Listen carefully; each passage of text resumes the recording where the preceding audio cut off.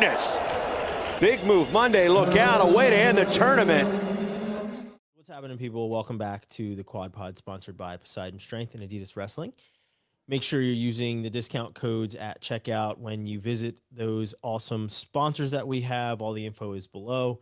As usual, it's great to be joined by this cast of crazy misfits, Robbie, Austin, Kevin, and Holmes. Appreciate you guys joining episode number 15. We're going strong. Episode number 15. Make sure that you like, subscribe, all the fun stuff, comment to be part of the conversation, send us messages on social or email. All that contact information stuff is below as well. Got another really fun show. We're going to dig into Gable Steveson making his MMA debut, the RAF rules card, and we're going to make some picks for those matches as well. Pretty sure that the rule set has not been announced anywhere as of yet from what I've seen. But I was able to talk to Izzy and Willie today, and they sent over the rules and the scoring breakdown and everything there. So we'll go through the card. We'll talk about all the stuff that's going to be happening at RAF this weekend on the 30th. We'll also get into the coaching changes as we now have, as now Binghamton has their new head coach. And we'll talk U20 success. For anyone that didn't see it, I was on the Two Nobodies podcast last week. We did a nice little crossover interview and talked to Zahid Valencia. And one of the things that we talked about was the success of the U20 team and how they've been so great over at least this year, and over the last couple of years. But prior to that, I think if you saw one of Willie's tweets, Willie talked about how the U20 team, or at least the junior team, it took them from like 2006 to 2016 to amass the amount of medals that we had with golds this year for U20s. So I want to talk about the U20 success, and then we'll have a fun ender. Football season is here, so we'll do a little wrestling football crossover. So when we get to that, that'll be a ton of fun. But before we jump into our topics, we always do a weigh-in. And for my weigh-in, I'm going to stick with this football wrestling crossover type thing that we have going on. And I believe it was, let me look and see in the tweet, August 19th is when at least I saw this video come out, and it was Aaron Simpson that tweeted it. It was a video of Roy Lopez, and Roy Lopez was a multiple time state champ in Arizona. And it's a really cool 2-minute video where he talks about his wrestling background and how much he still uses wrestling when he's on the field with leverage and everything else. So it's really awesome to see these NFL players still talk about their background and their foundation and everything when it comes to wrestling. So shout out to Roy Lopez for, kind of tipping the cap to where the leverage foundation and the footwork and everything kind of comes from, with him being a defensive lineman now with the Detroit Lions. Yeah, he is. I'm sure Claunch is a big fan of Roy Lopez. I was just making sure before I, checking my phone. I was like, I think he's with the Lions, but I don't want to say he's like an idiot. D lineman with the Lions. But yeah, pretty awesome. It was, like I said, really cool video. Make sure you guys check it out. I will retweet it tomorrow so that, after you guys listen to this, you can head straight over to my page and the video will be there. So it's pretty awesome. Robbie, you're up next. Two real quick, a broad one, and then a specific one. Broadly, it's really cool to see all the teams get behind on social media, kind of welcoming everyone back, welcoming the new guys to campus, and kind of letting everybody in on how they're starting their season off and welcoming them back. I know Daniel Elliott just posted a video about their low country boil they had. Yeah, and we had a few things like that. And UVA had their golf tournament this weekend. It was first week back for them. Tech was posting some stuff about their cabin and their welcome back meal. So it's just great to see, everybody getting back on campus and getting it back to where we want to be and getting practice started. So kind of makes everybody excited about the direction we're heading. And then personally, just a shout out to a couple ACC guys who have been super helpful with me. Doctors Dylan Ryan and Matt Snyder. Just appreciate them for the guidance they've helped give me dealing with some stuff with my son. So just appreciate them. Always good to have a good doctor on call. and in your case, Absolutely. 2 of them. Austin. I will give a quick shout out to coach that was just announced since last time we recorded. Alan Clothier is now the assistant at Army, following Coach Nickerson from. He spent some time at Northern Colorado as a competitor and was at Davidson recently. So good snag for Coach Nickerson up there. If you read the article, it does say that the remaining staff will be there next year. So Coach Nickerson looks like he has a full staff going into the season this year, which is always a good sign with a new coach coming in. Sometimes they like to clean house right away, get all the new guys in, but it looks like Troy Nickerson's going to stick with Coach Green, Coach Blyce, and Coach Breeze since they were there last year. So Army, West Point coming on strong here, filling out their. Clothier's got a great beard too. Solid. Agree. Yeah, I like it. Yeah, and Green, I guess, sticking around. He was obviously in the mix for the Binghamton position. We'll talk about LeBlanc getting that a little bit later, but Green going to be sticking around and staying on with Nickerson. Robbie already went. Kevin, on to you. Professor Clark, we're both bald. say. Yeah, it's funny. I wanted to stick with the football theme as well. I had already planned on using this guy for a little while, but I wanted to just shout out. This is a guy that does not get talked about really anymore, and it's too bad because it wasn't that long ago. Carlton Hasselrig was an absolute freak. So wrestled at Pitt Johnstown, heavyweight. Also played in the NFL later on, but at Pitt Johnstown, he's the only person to win 6 NCAA titles in wrestling, 3 times Division II and 3 times in Division I. Was 15-0 against Division I opponents, because back in the day, you could wrestle the D2 tournament and then enter the D1 tournament if you wanted. So, absolute super freak. And then he went on to play for the Pittsburgh Steelers, New York Jets, and eventually the Buffalo Destroyers before ending his career. Was a Pro Bowler in 93, it looks like. And then after that, so he finishes his football career. And then in 2008, he made his mixed martial arts debut. That is just wild to me. He was like, I'm an old man. I guess what should I do? I'll get in this cage. I'll beat up some young dudes for a bit. Back when there were no rule too. Yeah. So in fact, hold on. Oh, it doesn't have. Oh, he was 3-2. So he fought 5 times before retiring. More power to him, man. So yeah. And by the way, his first NCAA title was in 1987. So he wasn't a young man when he was getting in cages and still beating up more people than he lost to. So shout out to Carlton Hasselrig and Pitt Johnstown. Yeah, that's the year I was born, 87. There you go. Winning titles.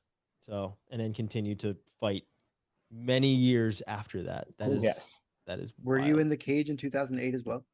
Was I in the cage? No, not in 2008. I was still in college at that point. So I was a sophomore, junior in college in 2008. So yeah, I didn't step in the cage until 2012, 2013, something like that. Yeah. Yep. So close to fighting Carlton Hasselrig. I know. Chance. It was right there. Probably would have got my ass kicked, honestly. You don't fuck with old man strength, man. That is not, especially when there's a cage door locked behind you. That is not something you want to do. It's old man strength and also old man crazy. Like, who in the hell would do that? Yeah, that is for sure. Every time he gets brought up, though, it brings up the question: should we allow D2, D3 champs in to the D1 tournament? I feel like he kind of ruined it for everyone. Yeah. I mean, you can't really do much better than that. So, and that was when freshmen couldn't compete too, correct? I believe. I don't remember. I thought they maybe could by that point.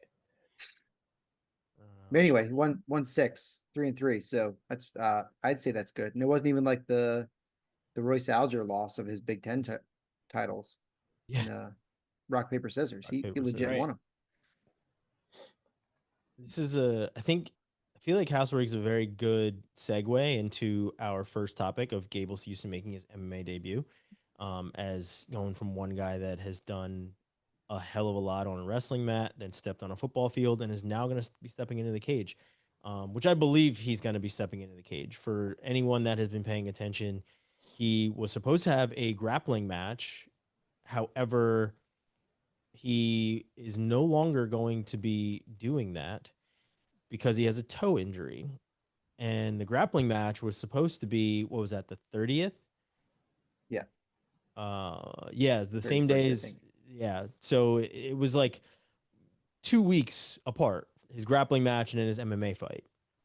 It was supposed to be about 2 weeks apart. So if he's pulling out of that, which is literally this weekend, to heal a toe injury or whatever else, I Heel don't toe. know. Can you be healed up by the time it's time to step into the cage? I hope so. I hope he can make his debut. He's supposed to be fighting Braden Peterson at LFA 217 on September 12th in Minnesota. Peterson's 1-0. I think there was a clip posted of him knocking out his first opponent in like 20 seconds or something like that. So yeah, we'll certainly see It's what happens.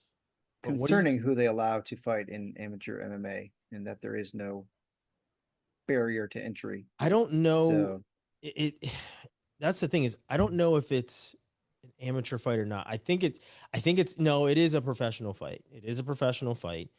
It's just not on a UFC card. So I feel like this is the best option for Gable.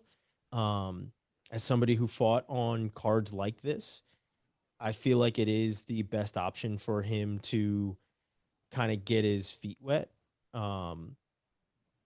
Because it doesn't, like, I don't care who you are. Like, when that cage door closes and you're not used to that sort of a thing, even if you're in the NCAA finals, it's a different beast. It's a different animal than being on the mat, than hearing a cage door lock behind you. It's just different. And I think this is good for him to learn and get out there, throw some punches, and truly be an MMA fighter for a night or however long he decides he's going to fight. I'm hopeful that he succeeds.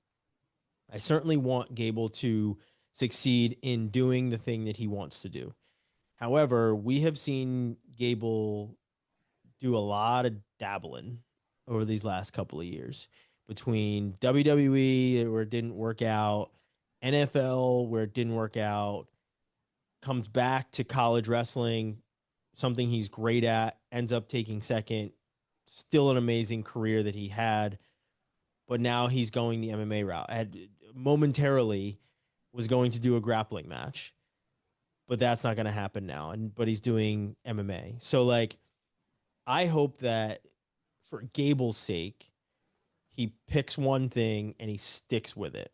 Because if you are going to dabble in a bunch of different things, that is something that doesn't have as much of a crossover as, MMA and wrestling, right? Or MMA and boxing, I should say, where those disciplines are even closer than MMA and wrestling. You can get injured quickly if you're dabbling in a bunch of things. Not to say he's still doing all these things. He's obviously not in the NFL anymore. He's obviously, not wrestling currently right now. But I'm hopeful that he is committed to this. And he's been, from what we've seen, he's been training. It looks like he's been training consistently from that first video that came out where he was hitting mitts or hitting the bag to the latest ones. It looks like he's certainly developing more skills. I am hopeful that he continues to do that, because MMA is a different game. You can get seriously hurt. But what were your guys' thoughts on hearing about Gable making his debut, and where do you feel like Gable can end up when it comes to his MMA career? Do you feel like he can be a UFC champion? Do you feel like he's UFC bound, or do you not at this point? And obviously, we're not the greatest assessors of it. I was literally in the cage and grew up a fighter, but I wouldn't even still consider myself to be like the greatest assessor of it. However, like, you can see if people have those tangible skills to transfer. What were your guys' thoughts on hearing the announcement of Gable making his MMA debut, and what do you feel like his ceiling is on this thing? Kevin, you're first. Well, I'm just writing down a list of people who were committed and are still not doing that great. You know what I mean? Like, and I guess, I don't know. I wrote down a list of names. Maybe I shouldn't throw them out there because they'll kick the shit out of me. But I mean, you know, I'll use Aaron Pico, for example, right? That guy was as accomplished and as bright a young star as we've had in wrestling, and committed early. Was like, this is what I've always wanted to do, and this is where I'm putting my time and energy and efforts. And from what I can tell, he is very, very committed to continuing to get better at it and eventually reach that goal. And I'm not trying to make it seem like just because you're a great wrestler means you're going to transition to this quickly and easily, right? I mean, there's differences between delivering a punch and taking a punch and figuring it out. But man, I hope he can get it done. Him being Gable, I really do. But you know, even just the committed piece doesn't guarantee you anything. You know, I don't know. I hope he can do it. Can he do it? Can he be? God, you know, I don't know. I don't know if he can be heavyweight UFC champ in the world. I don't know. It would be my quick answer. Yeah, Austin, your thoughts? Yeah, I mean, we all want him to succeed, right?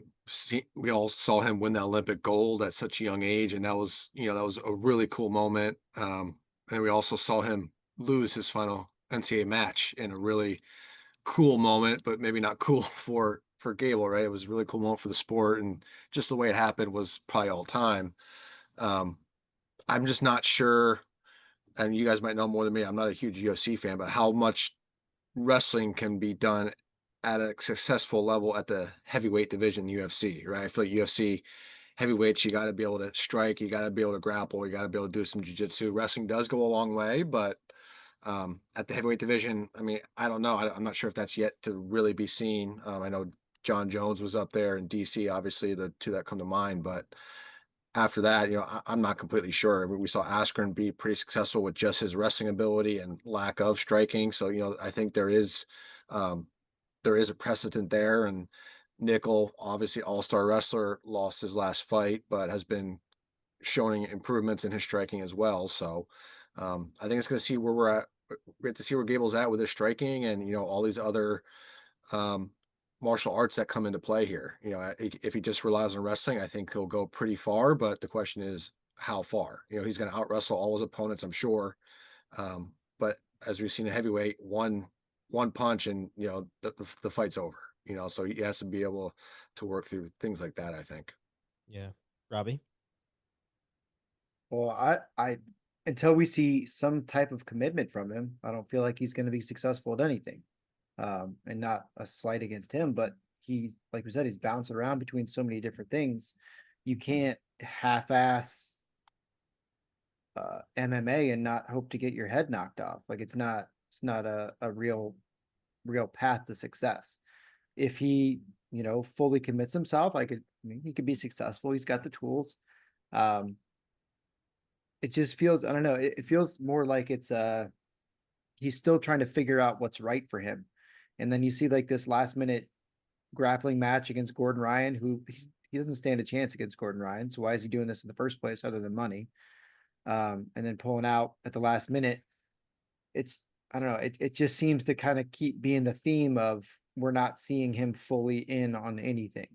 And until we see that, I mean, we've seen what he can do when he's fully committed. But until we see that in whatever he chooses to go into, I don't think he's going to have a lot of success. Yeah, the grappling match was against Craig Jones, not Gordon Ryan, by the way. Oh, sorry. Yeah. I mean, still grappling superstar, right? Yeah. So he's, you know, pretty easy with that. But like, not as bad of a hair. Yeah, I think that Gable can be great at whatever he sets his mind to. I think he's an ultra athlete. You know, despite the loss to Hendrickson, I have never really seen a guy, we've never really seen a guy do the things that Gable has done at that weight and look that way. right? Hendrickson and you know, let's call it what it is. Gable kind of ushered in this new wave of heavyweights as well. Um, you can trace it back to Kyle Snyder, but even Kyle Snyder wasn't the athlete type. He was a smaller heavyweight that was able to move a lot quicker. Gwiz kind of the same way as well. But Gable is, I feel like, the first guy that we put that athlete tag on him because he was able to move and do things that just looked effortless, and he has a certain flow when he's on the mat.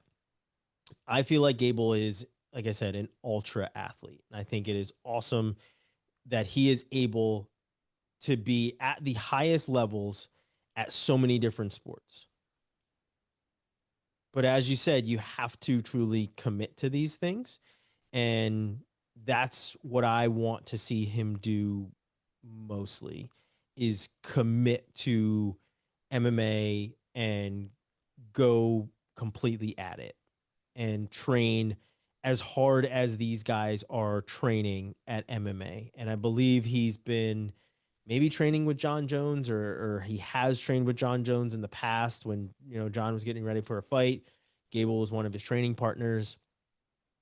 So I feel like there's plenty that he's picking up from John, and maybe John's even going to be in his corner for this fight. I'm not sure what that dynamic is as of right now. I know in any video that he's posting, John's not there, right? So who's to really say who his cornermen are, who his coaches are, or whatever else? I do not know. But the reason that I wanted to talk about this, because, you know, we were talking about it before we came on. I watched the YouTube video from Chael Sonnen where Chael Sonnen raises this same question of, if I was to tell somebody who Gable Steveson is, what would I say? And he's like, I got it. He's an athlete, right? Where he's able to do so many different things. But we also want to see him be great at something and truly commit to it. And I feel like having his MMA debut is a great step. It's a step in the right direction if this is what he wants to do. I feel like for Gable, he has reached the pinnacle in wrestling. He's done everything that needs to happen in wrestling, right? So that's his safety net now. If things that he wants to do don't work out, if he can go over here and compete at the highest level and get paid the way he wants to get paid, if he can go over here and get this CJI super fight against Craig Jones set up, even though it didn't happen, but he's a headliner no matter what and was going to be making a very nice paycheck when it came to that CGI bout. Then he can go over here and, you know, never play a down of football, a second of football in his life, and strap up for the Buffalo Bills for a training camp, right? Like, we've seen him do so many things. The WWE thing didn't pan out. The personality thing wasn't working out for WWE and Gable. I feel like if he sticks to MMA, he can be great. Ronald Tucker, who people probably remember as Illinois heavyweight, he's been, you know, been tweeting a lot. Him and I text back and forth before. We've talked on the phone a good bit. He said that he doesn't feel like Gable's mechanics are there as of right now for him to be great, and he doesn't see them developing. I do. I do think Gable can develop the hand speed. He can develop the precision. He can develop all the things, you know, the intangibles, as they say, to be a great fighter, because he has the resources at his disposal, whether it be Brock Lesnar or John Jones, that he can truly get these things done. So I think if he sticks to it, and I hope that he sticks to it, or if he comes back to wrestling, I think he's a champion in either one, right? I feel like he can be very successful in either one, I should say. Maybe I shouldn't put the champion moniker on him, even though he is a wrestling champion. We've already seen him win that.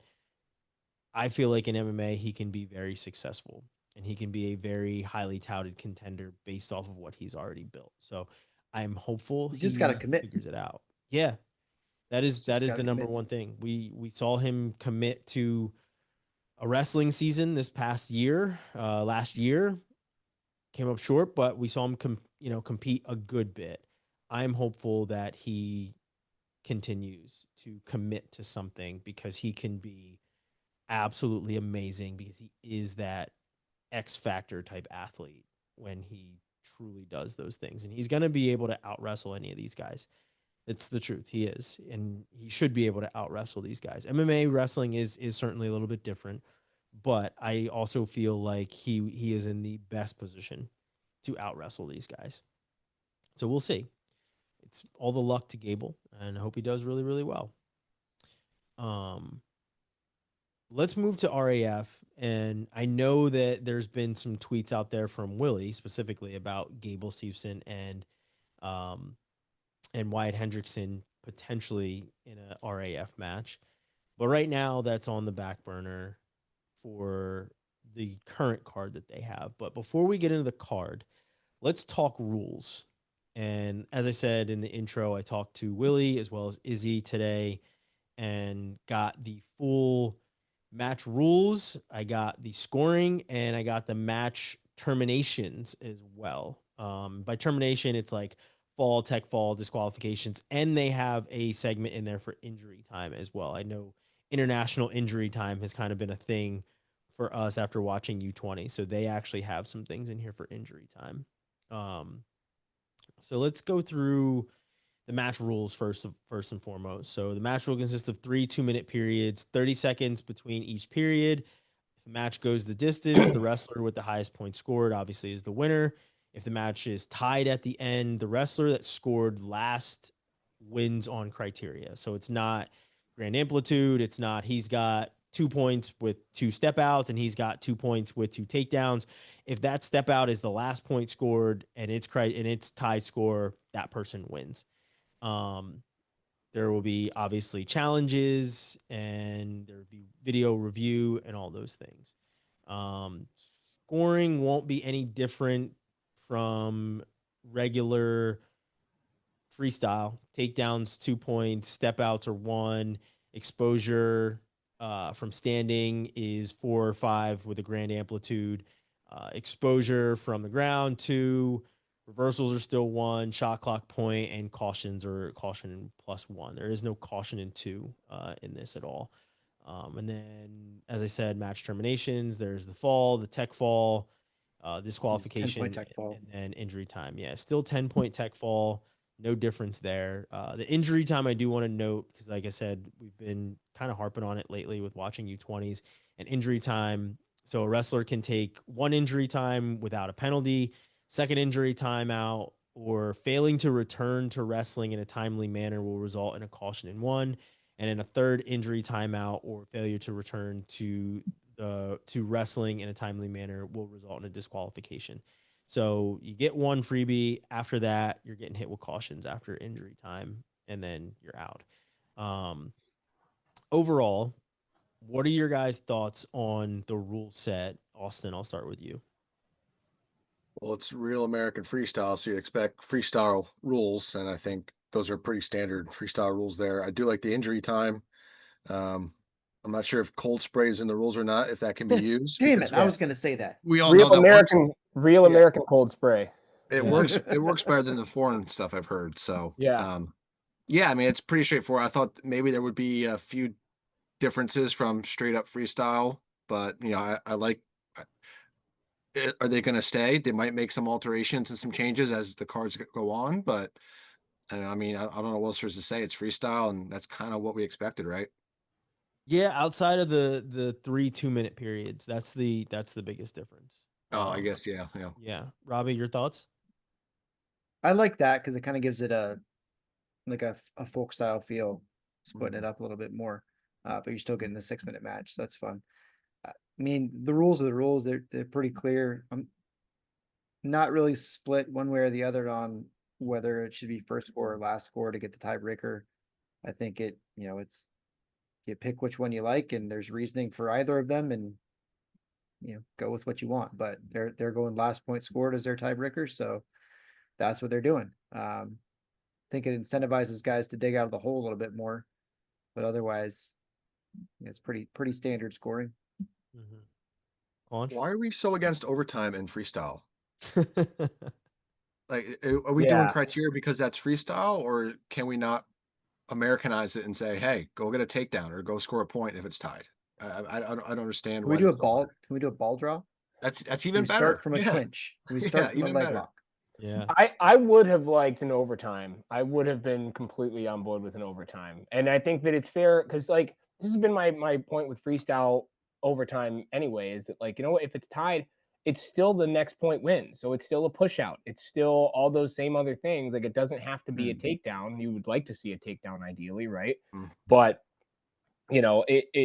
I'm fine with it as it is. I think, the last point scored thing, hopefully it won't just be a whole bunch of push outs at the end of the match. And if somebody's about to get pushed out, maybe they hit some big, high amplitude throw or something fun, which I think is what we all want to see at some point here. But in general, I mean, this is about as standard and fine a rule set for the first version of this. You don't want to get too complicated and mix it up too much. So I'm excited. I think got to go in with an open hearts and open minds, and hope for the best. I agree with Austin though. Like, I feel like they could have done an overtime, right? Like, Yeah. there's no reason why they couldn't have just done an overtime instead. Are you pressed for time? I don't think so, right? Like, just do an overtime. There's really no reason that you can't. Especially because some of these matches are going to be tech falls or falls. Like, they're not. They will. So you can add another 2 minutes on the clock and let a couple people scrap a couple more times. Yeah, and it's freestyle as well too. So, like, it's not like you're going to need the ride outs. Mhm. You're not gonna send them to parterre and be like, first turn wins. Like, that would be boring as hell. That'd be horrible if they did that. So, like, it is complete sudden victory on your feet. Go get a takedown. Why that's so surprising is the same person that came up with, or at least that sent me this rule set and had a hand in this rule set, also made the Who's Number One rules that gave us probably the most epic high school match ever of turning off the clock and go get a takedown of Suriano All 83 minutes of it. right? Like, that match was incredible. That was an insane match at Who's Number One. It would be awesome to have it be the same thing of, okay, well, you're tied, turn off the clock, go get a takedown, instead of last point scored wins in a tie. So a part of me is a little, I don't know, disappointed in Willie's lack of imagination, I guess, in that category, because I've seen him go completely crazy on a whiteboard when it comes to different rules for a high school Who's Number One back in the day. So yeah, that part, I wish there was certainly something like that. I do like the injury time. That's perfect. I feel like UWW should be watching and implementing something to that extent where you do get some sort of caution.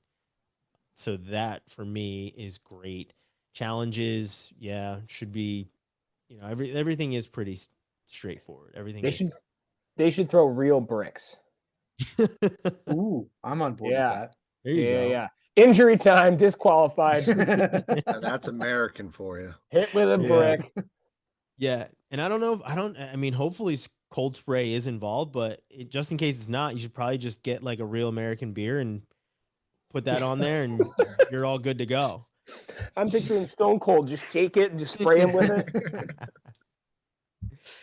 Yeah. But no, I think the rule set is great. I shouldn't say I do know, but I believe that there's going to be more imagination as this goes on. I know, and I don't know if Willie talked about it on his show with Bosch, but I believe he may have said something in the past about a tag team match. Yeah, no, don't do that. Nope. Ladder match. Don't like it. Don't like it. I'm just saying. Yeah, nope, that's fucking And I don't, stupid. again, do I don't know if that was like a conversation that him and I had, or he may have put that out on Twitter. I know that he has mentioned it, put it that way. And I don't remember if there was a conversation agreed. that him and I had. Let me tell you, it's a fucking stupid idea. Let's not do that. You know what I would love? Can we just wrestle, please, and not have fucking gimmicks, and let's just wrestle? I mean, if you did, it would be, if you did have a tag team gimmick, it would be 2-3 minute periods where your score was accumulated at the end of the match. Then it's not a tag team match, it's a scramble. It's like a fucking golf tournament. Yeah, well, why not? It's different. It's not tag team. Tag Closest team to the- implies closest that to you're the- going to tag somebody in. You That's can still get fucking closest to dumb. the pin in a wrestling match in a scramble. It's true. Shenanigans. Just a little I'm calling different. shenanigans. Golf is Just a a little gentleman's different. sport. Let's not I think it's downplay stupid. here. Hey, look, they can wear Gentleman's polos sport. while they wrestle. Look at NC State. They're fine. Just I fine. want to see a winner celebrate by hitting their coaches with the folding chairs that they're sitting in. No, Or breaking like I said, tables. I'm Yeah. not sure if that will ever happen. I know, again, I believe it was mentioned on the show. If it was mentioned between Willie and I, sorry, I put that out there. Not sorry, it doesn't really matter. I'm not because it's a stupid idea. Don't fucking do it. Well, here's the thing. He's going to do what he wants to do in the first place. So there's that. But yeah, if it happens, it happens. Now let's take a look at the card. So, and I don't know when I was sent there, I do not know if this is the order that the weights will go in, but this is the order that the weights were sent to me. So I don't know if this is the order of the weights or not, but it does it to a certain extent. They're in weight order outside of the women's matches being, thrown in here as they see fit. So 135, we've got Tomasello and Matt Ramos. 155, Yanni versus Bajrang. Another 155, Lance Palmer and Austin Gomez. 175, Jason Nolf versus Evan Wick. At 120, Sarah Hildebrandt versus Zeltsin Hernandez. Real Woods versus Darian Caldwell at 145. Dake versus Hamity at 190. Kennedy Blades versus Alejandra Rivera at 150. Bo Nickel and Cardenas at 205. And I like then how they have Cuba for him. yeah, and then Hendrickson. I mean, is he wrestling for Cuba? Pretty sure he is. Is he? Yeah, I believe he is. There I you thought go. he announced that. Yeah. Yeah, I think so. Hendrickson and Mustafa Elders for heavyweight. So before we like get into picks or anything else, which one of these bouts are you guys most intrigued by? Robbie, you start. Ooh, that's tough. Probably Dake Hamity, with Yanni and Bajrang a close second. Yeah. Kevin, your thoughts? Any matchups that are particularly intriguing to you? Well, I think Nolf and Wick is going to be interesting, just because it'll be fun to see I mean, I feel like we say this every time we talk about Evan Wick, the clash of bodies types, just because He's 19 feet tall. yeah, he's an alien. But I mean, Nolf's not particularly tall dude. I mean, weight wise, sure they're going to be comparable, but I think, and especially having seen Wick like wrestle pretty well freestyle lately, so that's intriguing to me. And I just like watching Matt Ramos wrestle freestyle. There you go. Austin? Just like watching Matt Ramos wrestle in general. Yeah. Yeah, I agree with everyone. Dake versus Hamity, kind of two guys that are still on the ladder competing. I think that's a legit matchup there. Nolf Wick is interesting. Yanni Bajrang. Nolf and Wick, like you guys were saying, Nolf up at 175. I haven't seen him weigh that. He wrestled 57 in college, obviously. So I'm sure it's not a big weight cut for him, but He's retired, fat, and happy now. it must be, yeah. And then I do like Nickel Cardenas. That's a good one. Nickel hasn't Yeah, wrestled in a don't sleep while. on that one. You got to think Cardenas is the favorite there, but Nickel he's still wrestling it from what he says almost every day. So, yeah, that one could be interesting as well. Yeah. If he shows up with blue hair, he gets the tip. Somebody tweeted, I believe at maybe Willie, or maybe it was at the RAF account, but I know Willie responded as only Willie can. But they said, you've got Dake and Bo Nickel on the card. Why not just have them wrestle each other? And I didn't hate that idea, but I don't know about the size difference. Like Nickel, they're wrestling at 205, right? Like there's a definite size difference. I mean, it's, only, it's a couple of pounds, but still, like Dake is not a full, I don't even know if Dake is really truly a 190. Yeah, he's a Right. small 190. He's a small 190, right? Like Crazy to think he started at 41.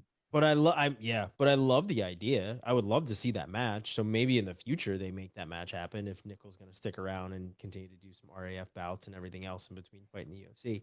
But I would love to see that fight, or excuse me, that bout between Dake and Nickel. I think that would be fun. Hey, just throw They have Dake catchweights and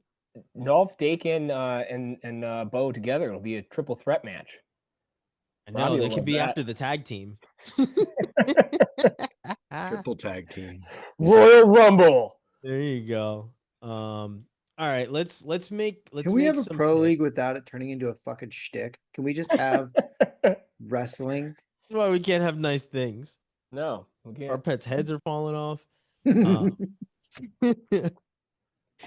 Let's make some picks. Tomasello, Ramos, launch your pick. I mean, Matty Ramos, buddy, all day. I just, and you know, if I'm gonna be more like he what was he, a U17 world champ or U20 world champ or something like that? So like we know what he can do. He's obviously like really, really skilled. NATO's great. I don't want to take anything away from him, but like freestyle wise, it hasn't been spectacular. Like I'm excited to watch him compete. But I just think you've got the youth and a guy who's out there who is legitimately planning on competing freestyle moving forward. Like he's in. So I think it's gonna be Ramos. I think it'd be a big upset if NATO gets the win. Austin. Agreed. I don't like to pick against Americans, but Ramos representing the Philippines. You kind of got to go with Ramos there. Yeah. I mean, outside of Bajrang, everybody is American, but in the representing Elder some different American? countries, which is honestly pretty cool. Is Elders American? Yeah, you're heavyweight? right. He's from Egypt. Didn't look down at And then the women are both from Mexico. Yeah, but I believe they train with Izzy. That would make sense. Yeah, I believe they train with Izzy. Robbie, you in agreement that this is Ramos's match? Yeah, I'd bet in the house on Ramos. Yeah. Ooh, are there lines? I don't know. I should Not ask if it's you. a fucking tag team match, because then it's WWE and it's predetermined. Oh man. Yanni Bajrang. Is Bajrang even still training? Like where's He was he suspended, at? wasn't Yeah, he? like what's he been doing? What's been happening there?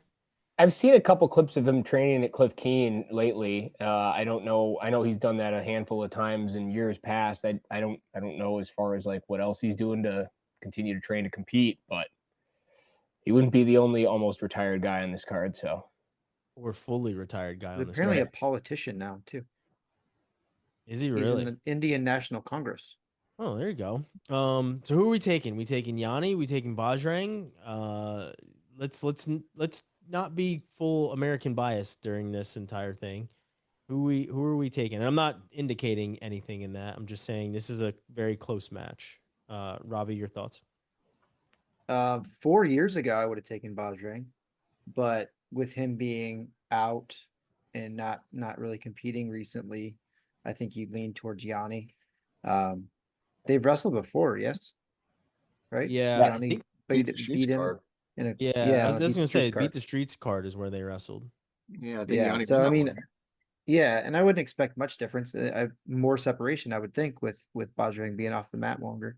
But Yeah, I go Yanni as well. Kevin. yeah, I mean, if you go with recent, I mean, Yanni's struggled a bit. He had some, we talked about a week or so ago about he was in the hospital, had some stuff going on. I'm glad he's not dropping out. I tell you that much. I think the fact that he's still competing in this, regardless, is fun. I'm still gonna go Yanni though. Same sort of thing. I think he's gonna get the win. I think it is gonna be close though. Yeah, Austin. Yeah, I like Yanni as well. Just haven't seen Bajrang in a few years, and I think Yanni's hungry after that, loss at Final X and making his Yep. comeback after his health situation. So yeah, I'll go Yanni. I'm interested to see if he competes better. I mean, obviously, it's not PJ Duke on the other side of the mat, somebody who has been training consistently and fully ready for a match like this. but do we see a different push from Yanni? Because he said he's able to train harder and work harder now after his surgery, right? So that's what I'm interested in seeing. Whether, win, lose, draw, whatever it is, I'm interested in seeing the effects of the surgery. But I do believe Yanni wins this match. The other 155, Lance Palmer, Austin Gomez. I don't even think this is a thing. And respect to Lance Palmer, but I think Austin Gomez is going to come out and try and throw him on his head. Like, this is. I think they should fight. I think it'd be more entertaining if they fought. I'd still take Gomez. I don't know. This is tough. Like, this is going to be man, Austin Gomez is a gangster, bro. He just is. Would his strategy change if he knew Lance could punch him? I think he'd still try to throw him on his head. Probably not. Probably not. 0 fucks given from Austin Gomez. I think he dumps him on his head. Mm-hmm. In agreement. Austin Gomez, fan of the podcast, by the way. So we're all going to take him. I'm a fan of Austin Gomez, honestly. Like, I've been a fan of his since he was in high school. Like, that dude, and his dad is awesome dude too. His family's great. But I think that Austin's going to try and make a statement in this. I just kind of feel it. Money don't make money. Yeah, man, it certainly don't. And my money's on Austin Gomez. But I know Robbie was wondering, does Lance Palmer get a tanning bed before the match? Oh, that is important. Because if there's extra sessions in the tanning bed and then Jay Jaggers comes out of the back, there's a chance here. You know how like dudes travel with like hyperbolic chambers to like for recovery and stuff? Does he just travel with his own like bed? Does he just sleep in a tanning bed? Tanning bed? Maybe. Probably. Gotta keep that vitamin D, or at least the semblance of vitamin D on you. I love how that was like the first like NIL deal that wasn't really an NIL deal, was the tanning beds in Columbus. Nonstop access to Sun City. There you go. Reward points. 175, Nolf, Evan Wick. This is certainly one of the more interesting bouts. Nolf, it's not like Nolf has been off the mat as long as these others, and he continues to train. He's been grappling too. He's been doing a ton of grappling. So, man, I think Nolf wins. Austin? It is hard to bet against Nolf, but Wick has just looked so damn good lately. He's still competing actively, and I think you got to go Wick. But if Nolf wins, I'm really not that surprised, just because he's a gamer. He's a wrestler. He's a tough ass dude. He's been for a while, but if you're Wick, you kind of feel like you might have to win this one over a guy that hasn't really competed in a few years. So I think I'm going to go Wick. All right. Austin, Claunch? Dude, I really don't know. This is crazy because it's like, again, Wick's been really good. Nolf has been away. Nolf is still young. I think it's like when Barry Sanders retired and I was like, really, dude? Like, that's how I feel with Nolf. I'm like, dude, you're right there. You're really walking away. You're going to grapple. I don't know. I'm going to pick Nolf. I just think Nolf is it's wild, the stuff he does.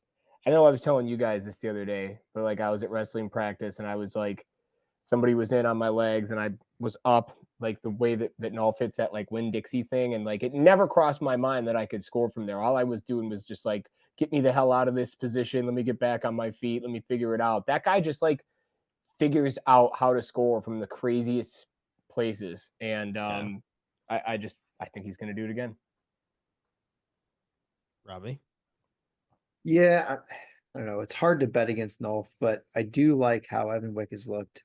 And I mean, it's hard to overcome the length that Wick has. And I think he's at this point is a more seasoned freestyle wrestler. So I'm gonna lean towards Wick, but like Austin said, I would not be surprised at all to see Nolf do some crazy Nolf shit and destroy him. But I like what I've seen from Evan Wick lately, so that's what I'm gonna lean towards him. We split. This is good. It's awesome. Like it. Love it. Considering the next one we probably won't split at all. Hildebrandt and Hernandez. Hildebrandt by murder. Yeah. Next topic. Yeah. That one. That's a Hildebrandt all the way. I'm gonna take the Olympic champion, just saying. In This her one own is new shoes. Yeah. This one is kind of, I don't want to say interesting, but I think it's kind of fun because it is two guys that, like Austin Gomez, are complete gangsters, and that's Real Woods versus Darren Caldwell. Caldwell looks like he's at NC State training. I did see him in the room, at least taking pictures with Trent. Who are we taking, Real Woods or Darian Caldwell? Does Caldwell still have some tricks, or is it just all Real Woods in this one? Launch. Man, here's the thing. I've watched Darian Caldwell do some wild shit. And I know it's been a minute since but like, if this dude's showing up with the lights and is ready to go, I'm a little worried. But Real Woods it's hard for me to pick against one of the older guys and against a guy who's in his prime and competing like right now. So Yeah. I'm gonna go Real Woods. I mean, but man, Darian Caldwell. For anybody who's not our age, which I know most of the people who listen to this podcast are in this wheelhouse, so you probably have seen Darian Caldwell do some cool stuff. But like, it's funny to forget that like he does have 2 wins in college over Brent Metcalf, and I watched him pin Lance Palmer in like the most ass whooping way that you could beat up a guy that good. When he was ready to go, man, he was about as ready as anyone's ever been. So it'll be fun to just see him out there. I'm just excited. Yeah. Robbie? As much as I'd like to go with Caldwell, it's hard to pick somebody who's been off the mat for 15 years against somebody who's in the thick of the battle for the US. So I mean, I got to go with Real. Yeah. I mean, Real is literally on the world team. So Yeah, I mean the gains he's made this year, like he's in a good spot. this could end up a fight in no time, honestly. A lot of smack talk going on between them already. It's been Yeah. Yep. I'm taking Real, but I'm also taking Darren Caldwell to do something, to attempt something crazy. Austin? Yeah, I mean, Woods is obvious favorite here, and just for USA wrestling fans across the country, I hope he wins, because if not, there's going to be some real conversations going on with fans that Yeah. Woods isn't the guy, he's not good enough. Yeah, exactly. So I'd rather avoid all that, and I hope Woods kind of proves why he's the guy here. How like Lance has got to be like, what the fuck, guys? Like, Darian Caldwell's as old as me, and you guys just made fun of my tanning bed and like said I'm gonna get thrown on my head, and you guys are like, man, that Caldwell. Only because Austin Gomez likes to throw people. Real Woods is not the type to throw people. He's more so he's more hand fight the shit out of you and club you into the mat style of guy. But yeah, if Darian Caldwell and Lance Palmer switch places, I would have said the same thing about Caldwell in that match against Austin Gomez. And I think though, I say that about most people against Real Austin Style. Gomez. With Real Style, it kind of fits, it feeds into Caldwell because that's the same style that Metcalf had, and we saw what happened there. So maybe we're just reminiscing and thinking about the good old times. You saying we're gonna see a couple headlocks from Caldwell early and often? Maybe a spladle attempt in freestyle. There we go. See what happens there. Hopefully somebody does a backflip. Yeah, Dake versus Hamity. This to me is the most intriguing match because you have Hamity, who has looked amazing lately. He's literally been Euro Trip Dean since winning his NCAA title and has really put in a lot of work. Obviously, it's still Kyle Dake, and he is the most stingy wrestler around. And, had his first American loss in years just this past cycle. So, like, it's a very good matchup. but I feel like the stingy ways of Kyle Dake are going to reign supreme, where it's a head pinch, it's a shot when he wants to be explosive. It's very methodical, lackadaisical, just in the driver's seat the whole time, controlling the pace, kind of a win for Kyle Dake. Austin, your thoughts? Yeah, I agree with what you said. Dake is too much of a veteran, too experienced in these kind of matchups. And I think Hamity is still young and kind of learning, this freestyle game a little bit. I think, and with young and experience, maybe comes a mistake or two, and Dake does capitalize on mistakes a lot, and it's just gonna be a lot for Hamity to overcome. So I just think Dake, out of just being the veteran and just kind of being a super smart wrestler, I think he wins this one. But Hamity, he's gonna come prepared and get all he's got. So I'm excited for this one. Yeah. Robbie? Yeah, same thing. I mean, I think we talked about Yanni wanting to get one back. I think Kyle's in the same spot, and I think he's too savvy. I mean, Hamidy's looked great so recently, and he's certainly making some gains under new coaching. But you got to go Dake here. I think he can stop any length that Hamity has advantage with, and I don't think he's going to get ankle picked. I think he's shown many times that he's not susceptible to that. Agreed. I'm going DJ Hamity. He's going to get it done. And the reason here's my justification. Bear with me. Working out with David Taylor. David Taylor's certainly a very, very, very good freestyle wrestler. He's certainly wrestled Kyle Dake a handful of times. How'd that work out for him? I think they're watching regardless. Better when he was coaching a guy against him than actually wrestling against him. Yes. I'm sure they're watching that Takatani tape and being like, hey man, like you keep getting to these, if you can get to these low shots, get to them, figure out ways to nullify that head pinch. Nobody's going to be surprised that Dake has this head pinch, right? Like they're going to have to try to figure ways around it. Because the other thing you have to watch out for with Dake, and we're talking about guys showing up ready to throw people on their heads and being gamers, like he might be older, but this, like Kyle Dake, if he's ready to go and is like being aggressive, is still as explosive as anybody out there. So I think they're going to come prepared with a game plan. And I think that's what you're going to need to beat a guy like Kyle Dake. So I'm going to pick him, going with DJ. Yeah, Kyle is older. He's no longer Kid Dynamite. I guess it's Mr. Dynamite now. Sir Dynamite is what he goes by, maybe. He get knighted? I believe so. He is now Sir Dynamite. You can't go by Kid Dynamite anymore. You just can't. You're over 30. Well, It's tough. He's aging backwards still, so he is. He there's does. that. He does have the Benjamin Button, but I do think Speaking of tanning, he's he's an elder statesman Dynamite now. Yeah, definitely a good match. I hope that it's the last one, to be completely honest. That should be the main event match. Yeah. I think moving on to Kennedy Blades match,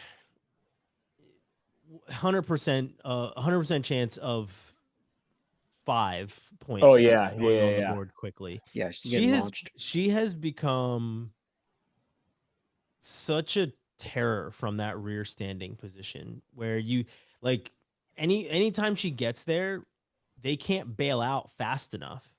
Mm-mm. It's all, oh, that's the back of my head hitting the mat, and holy shit, those are my ankles next to my ears. Like that is, you just She gets so much leverage on that because she's so tall. It's hold crazy. on for dear life. Hey, those man. girls are flying so much higher than what they're used to because she's so damn tall. Because she's so damn tall. Yeah, a lot of torque to those. I love how it literally looks like the USA Wrestling logo every time. Mhm. Like it's picture perfect. Yeah. All those tattoos those guys had in our day, the USA Wrestling tattoos. Yep. Some of us still have them.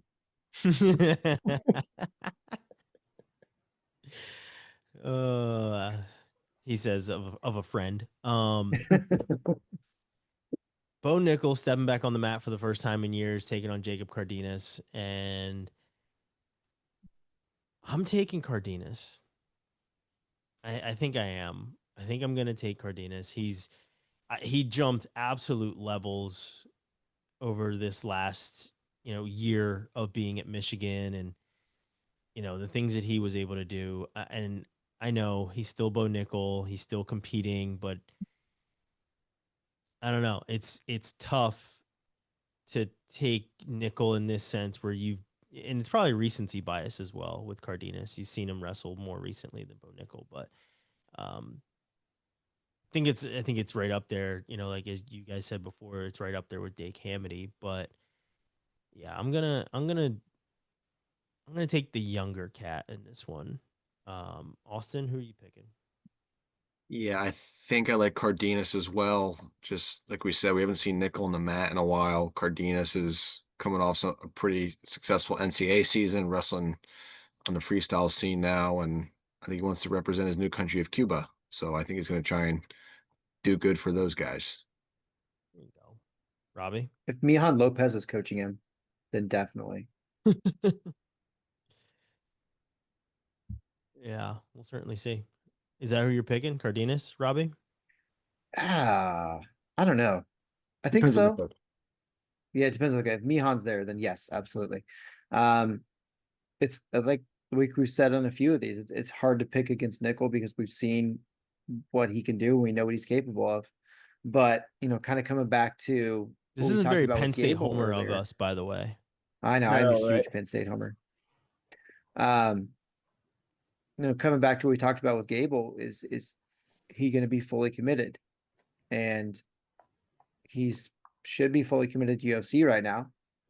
His last fight didn't go so great, so you would think that would be his main focus is improving there and being ready for his next fight. But he's here having a one-off freestyle match. So how committed is he going to be to the training for that? Is he really going to be ready? I mean, Cardenas is training full time for this and is active on the circuit. So, I mean, you have a lot of things that are leaning in Cardenas's way, and then you have the elephant in the room of the success that Bo has had. So it's definitely a toss up. I think I'm going to lean Cardenas just because of how active he's been. And I think he's got a size on him too, just strength wise. Quite possibly, yeah. Is Kevin going to make it 4 for 4? So this is really tough because it's like I have his name written down. I want to pick Cardenas. I know we haven't seen Bo. I can go back to Nickel if you want to. No. The thing that I just come back to with him, and I've said this with a couple of these dudes who we haven't seen for a minute. It's just like, man, I've seen enough of Bo Nickel to know how dangerous he is. And then I start thinking about it. We want to go recency bias. I'm like, well, do I think that Bo Nickel right now is better than Josh Barr? Yes. Yeah. And Josh Barr beat Jacob Cardenas a couple times this year. So now I'm like, well, shit, I don't know what I want to pick. But this is why I don't gamble anymore. I lose money because I go with my heart instead of my head. So I'm going to pick Jacob Cardenas. Yeah. I mean, for me, this is a toss-up match, to be completely honest. And I know if this is senior Penn State Bo Nickel versus senior Michigan Jacob Cardenas, you easily take Bo Nickel. You just do. But like, it's not who this is. Nickel is competing MMA full time. He's obviously wrestling all the time. He's still in state college. He's going to continue wrestling. It's probably really hard to be in state college and have access to that Penn State room and not go in there and throw your shoes on, right? Mm-hmm. But it is Unless somebody takes them. Yeah. Ooh, that was good. Allegedly. Walked into that one. But yeah, I think it is tough to pick against Bo Nickel. He is the champion we know him to be and winning multiple titles. So as much as, we've all picked Cardenas, it's not like it's the same as Gomez, Lance Palmer, where I feel like there's a very wide gap between the two. It's more so of how polished is Nickel going to be in this match against the guy who we know is training full time. That's the bigger difference. At heavyweight, Hendrickson and Elders. Yeah, we got it. We're going USA on that one. Yeah, I'll say this.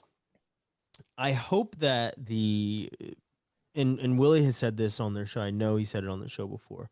Where there's a lot of guys that want in for their October card. So this is the first one.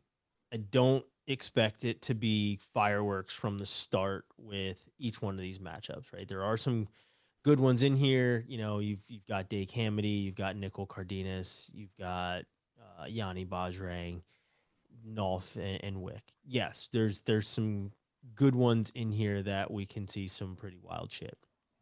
But I feel like that second card, just based off of what Willie has said with the excuse me, and we obviously don't know who wants in on that second card, but you could imagine it's like Aaron Brooks is probably going to be in on that card against some foreign wrestler that doesn't have to worry about worlds.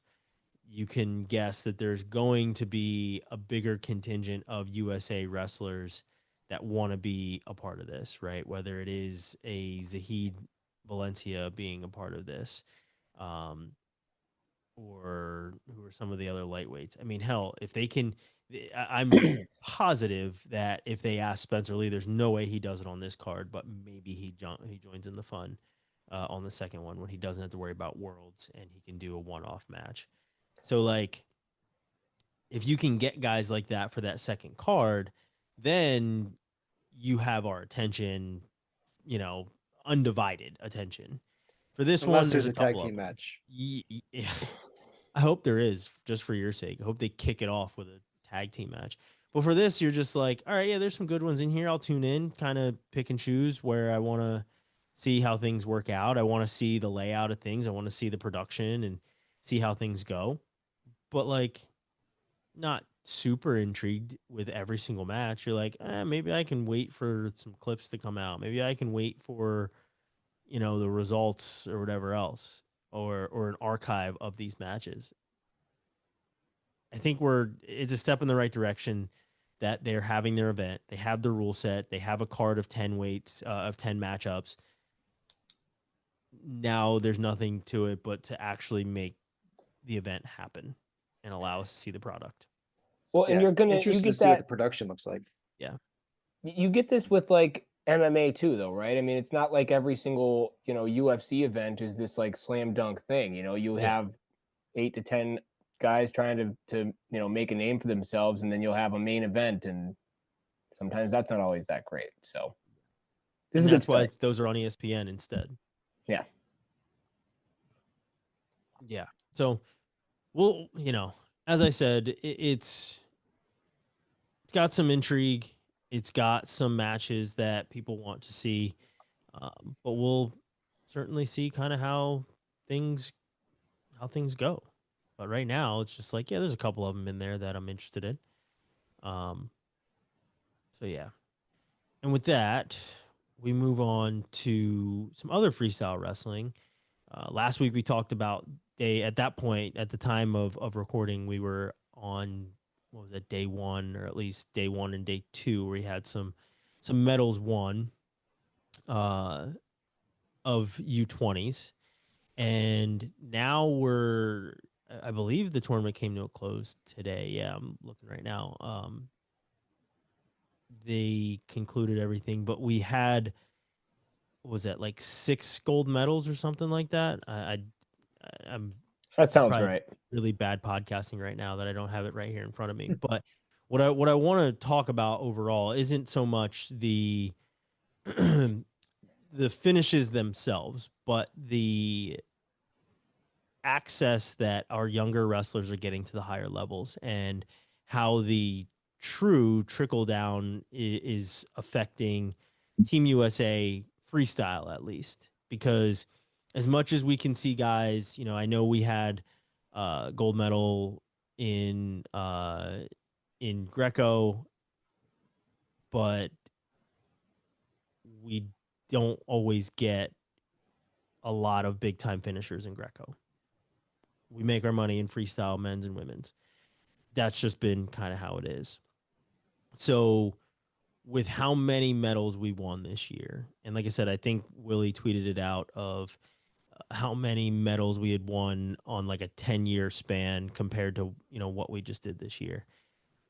What would you guys attribute the latest success to with these younger teams and these younger wrestlers doing as well as they have? And the other stat that came out was that Jaden Cox is undefeated at U17s and U20s over the last 2 years, where it's been nothing but top finishes for his teams.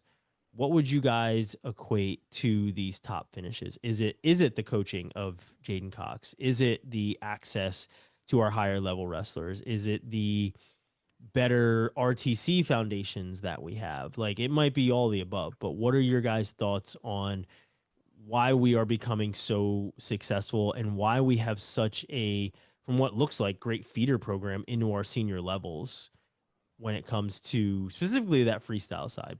Greco is hopefully going to come along at some point, but specifically on that freestyle side, launch your thoughts. I mean, I'm going to go back a little bit because I think it was 06 to 16 was the tweet you're referencing that Willie was saying. Yep. So like, I just think the emphasis as a whole is so much more on like, this event happens. There's a thing you can train for where you get to go compete against people in the world of your age group. And I remember growing up, like, it just wasn't the thing. Like, Yeah, same. It was Fargo, like Fargo was basically the biggest freestyle event we had domestically that I'm aware of. And so, I remember, I think it was like 03, and it was like Brent Metcalf, won a Fargo title in Greco and freestyle, and I think Dustin Schlater did the same thing. And I think we might have also had Donahoe do the same thing. But it was like there was guys who probably could have been at that world level, like if that was something that was actually done then. Mm-hmm. So you don't expect to have overnight success. We did have some medals in those time frames, but like I just think that everybody is so much more. There's much more of an emphasis. There's much more of an emphasis on youth wrestling in general. There's so many more clubs. The RTC thing that you referenced, I mean, it's a little bit of everything. But now that actually kids have we're talking to kids in the youth club that I train, and it's like, hey, these kids are your age and they're training for these events. Hey, in a couple of years you can go to these, Who's Number One or Grappler Fall Classic or these other events so that you can get your hands on some of these kids and eventually start training to try to make a world team. Wouldn't that be cool? And Mm-hmm. so it's like, I think in general, there's so much more awareness. There's so much more access. And it gives kids that age something to strive for. So yeah. I think that has a lot to do with it. Plus, kids are coming in so much more ready than they ever were before. Just a lot of things, but yeah. Yeah. Robbie? I mean, I think the RTCs play a big role in it, and just having the access to high level coaching at a younger age. But I mean, not even just with the RTCs though. I mean, there's so many clubs with great coaching. You look at MWC, you look at KD. I mean, there's a lot of people out there who are doing a great job getting guys prepped for the world level who aren't college coaches. So I think it's kind of a mix of that, but it's just opportunities. I mean, the more chances they get to get on the mat against high level competition, and they're taking advantage of it, whether it's here or whether it's traveling internationally. There's certainly a lot more focus on getting that high level competition, and it's paying dividends big time. I agree with that. Austin? Yeah, I think it's kind of what you guys are saying. It's getting on the mat at an early age, learning from Olympic level athletes and pass that knowledge down, getting on the mat with them, getting a feel for them, getting, just the ins and outs of everything that these guys go through, and not even just the wrestling side, but being more accessible to, life outside of wrestling. You really have to commit yourself to the sport, right? You see Jordan Burroughs talk about it all the time, but it's a lifestyle. You can't just focus on the wrestling aspect of it. Your life has to kind of evolve about that, whether it's nutrition and doing the right things outside the classroom, outside of wrestling, whatever that is too. And I think there's a big focus on, um, there's a common goal, commonality, whatever you want to call it, with USA Wrestling now, really focusing on these world events. Maybe back in my day, maybe I was just ignorant to it, but it was no one's goal was to really be a world champ. Like there were a few guys, yeah, but it was all Fargo and state champ and this and that. There was never a mention of worlds. Now with, maybe it's flow with the streaming and all that, and it's a lot more eyeballs are on that, and you see the success that a world champ guy can have at the NCAA and then Olympics after that too. So it is the good stepping stone for people to achieve their ultimate goals in life as well. Yeah, the investment is so much higher these days, right? Like, as you guys said, when I was in high school, there wasn't like a big emphasis on stuff like this. And I feel like our coaches obviously knew about these things because, as I said, like me and Sammy Sasso, the same high school coach, me and Sonny Sasso, same high school coach, right? Like different schools, but I was around the same people and in the same towns as Austin, right? So, like, we had a lot of the same influences, but like our coaches knew if we were the guy for those things or if we weren't. And I was a multi-sport athlete, so it was like I'm like, all right, this is wrestling season, this is football season. All right, I need a break, right? One of those types of things. Whereas nowadays, you aren't really getting that. Where parents are my age, our age, and it's like these are the things that you need to do in order to be great at these things. And it's also a testament to the access. And I know, I'm probably repeating a good bit of what you guys said, but it is the access to a guy like Jordan Burroughs or access to a David Taylor, right? Like they're talking about how Stillwater High School is building a $4 million facility, and everybody's like, great little feeder program for Oklahoma State. Whatever it is, these guys, these young kids are now have access to the highest level people in the sport, where a lot of kids growing up years ago didn't have that. You had to really work at that and go away to camp, right? Like Lehigh was in our hometown, but in order for me to be around Corey Cooperman or John Trenge or Kerry McCoy back then or Pat Santoro back then or Coach Strobel, I had to go to Lehigh camp. Like those were the things that you had to do in order to be around those guys. Now, those guys all have their own clubs. So accessing their knowledge has become super easy. And on top of that, you have places like Flow, you have places like YouTube where people are putting out so much more content. You don't have to stumble upon Olympic wrestling on NBC.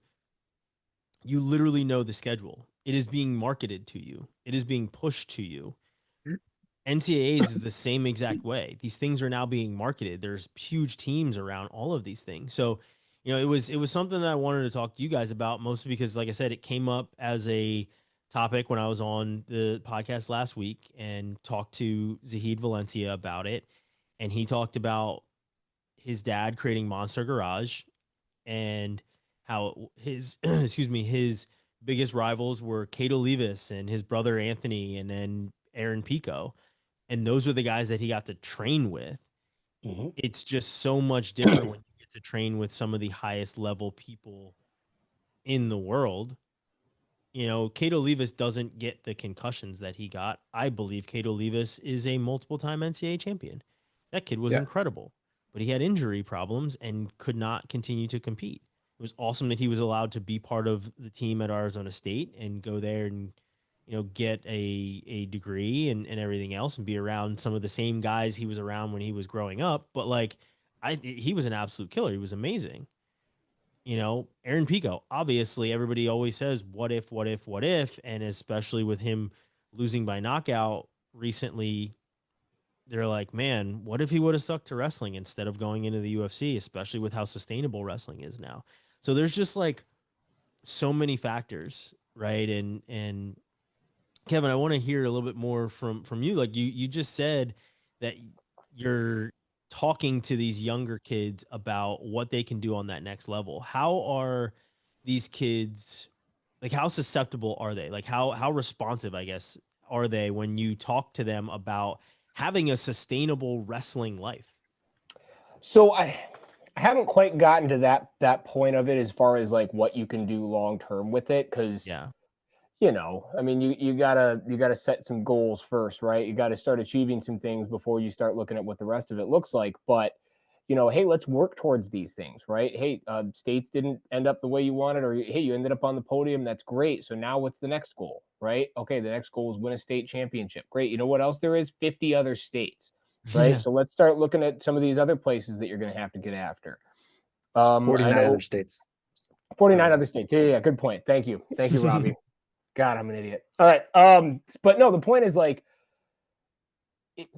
it's helpful to have these things out there for people to chase, right? And I think that's the point that's evident, is that there's enough competition out there that, I mean, the cream always rises to the top. You don't get to be a world champion if you walk through the US, unless you're Max McAnally. But he didn't even walk through the US, right? Like can you imagine, like, just using him as an example, like, he had to fight his butt off to win that spot. What was that, last second takedowns against Sinclair or some stuff like that? So, Mm-hmm. and then he goes through and he just like beats the living shit out of the world. What, his semifinal match was the only one that was like close. Yeah. So it's like, yeah, I think that getting back to the kids, it's just about giving them something to chase, letting them know it's out there. They can watch it on TV. They can see, like, I want to do that, right? Now, I don't know. I hope these kids can reach that goal, specifically the ones I'm coaching. But in the meantime, it just because it's on TV doesn't make it easy. So you're still a lot of work to do, but you got to remind them, these are what your goals are. These are what you're working towards. So. Yeah, like if you're an athlete these days, any sport, you have the ability to be absolutely drenched in the sports that you love. Mhm. It's so much easier to watch a Jordan Burroughs match or technique or a video because athletes now have bigger platforms. Which, to kind of stay on this topic and then we'll move off of it, which athlete, which wrestler for you guys would you pinpoint with the resurgence or the catalyst of the youth movement, and not the one that we have today with, PJ Duke and the Bassett's and, guys like that, but like the one where we really started to see younger wrestlers come through the pipeline? Is it, Kyle Snyder. would you say it's Kyle Snyder, or would you say it's Cejudo? Right? Because Cejudo was even younger, right? But But was he there, was a one-off though. I mean, I think you see the sustained success that Kyle had, has had, continues to have, um, and coming out at such a young age. I mean, his first world championship was at 18. His first Olympic championship was at 19, and he took his senior year off and trained at the training center. So like he made a dedicated decision to go that route and to focus on freestyle and to make that the goal. And there's a lot of people who have followed those same tracks and have been successful since then. I think that's the catalyst in my mind. I mean, Cejudo was great, but had he continued, I think you would have seen more of an impact. I mean, clearly his run was awesome, but it was so short lived. yeah. There's a couple dudes that come to mind for me for that, and I don't know. I think it might have been the same year, but like, and granted, I was watching and paying close attention because he was coming to Michigan. But like Adam Kuhn, I think it was at U17s. He ended up taking technically it was bronze, but then he got silver because the guy who won, like, all of the drug tests failed. All the tests. Oh my God. Can you imagine pumping your kid full of drugs to send him to U17s? Like, Jesus Christ. 2 years away from it. I'm already. Yeah, right. But no, it's like that one comes to mind. Brent Metcalf making a world team while still in college comes to mind. Like, because there was a long time where it was like, you know, who never made world teams? College guys. Because there were adults just beating the shit out of them, like working 2 jobs, just trying to make enough money to compete, and they were not going to lose those spots. So I start thinking of like when we really started to see even like a Jaden Cox, where it was like, hey, I'm going to cut down to 86 and make world and Olympic teams while I'm still in college. So there's a couple of those other guys where I think really did help, at least with the modern youth movement. Yeah. Austin, is it Snyder for you? Is it Cejudo? Who comes to mind when it comes to being the catalyst of like this youth movement? Or is it Burroughs too? I mean, I think it is Snyder is a good example, but I think Burroughs did something differently, just showing that you can make a living off the sport. And if you market yourself correctly, there is money in it. There's status in it as well. Obviously, you got to win the gold medals too, but I think Burroughs kind of changed at least my mind and maybe a lot of other people's mind where like, hey, wrestling isn't just to get into college. And then if you're really good, you compete for a few years, trying to make the Olympic team and then go into coaching. There's extended life expectancy here in the sport now, because of a guy like Burroughs that says, hey, I can wrestle my entire life. I'm almost 40 now and I'm not technically retired yet. I opened my own academy and, he has all these sponsorships along the way. Right. So, Yeah. So he also showed the impact and the importance of marketing and having that other side to it. yeah. I mean, I still have the original Got Double shirt from his first world championship run. And like, I remember ordering that and buying it and getting in the mail. And it was just a package from Sicklerville. Like it's come a long way for Jordan. And I think that's a good example showing the not just the competition side, but the other side of the sport as well. Yeah. I Yeah. think I saw him like in a Chobani yogurt commercial and I was like, that is pretty crazy. A wrestler's on that. Cause usually, those brands target like NBA all-stars that are already making $50 million a year. And, Mhm. Yeah, Chobani's a wrestlers are pretty also generally ugly bastards, and Jordan's a handsome pretty fellow. guy. Yeah. I like that.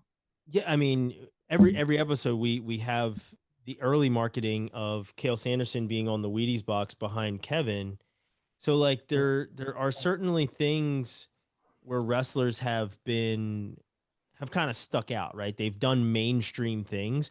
But I think you're right. Like I think when it comes to the wrestling success of thinking I can do that too, you do look at Kyle Snyder for a lot of these kids today, but I think Kyle Snyder is looking at Cejudo. He's looking at, Jordan Burroughs and some of those guys, but on the sustainability of the wrestling career itself, it is Jordan Burroughs. It is the Got Double shirt. It's the Flips headphones back in the day. It's Pips headphones. right. Holy Like shit! What a reference.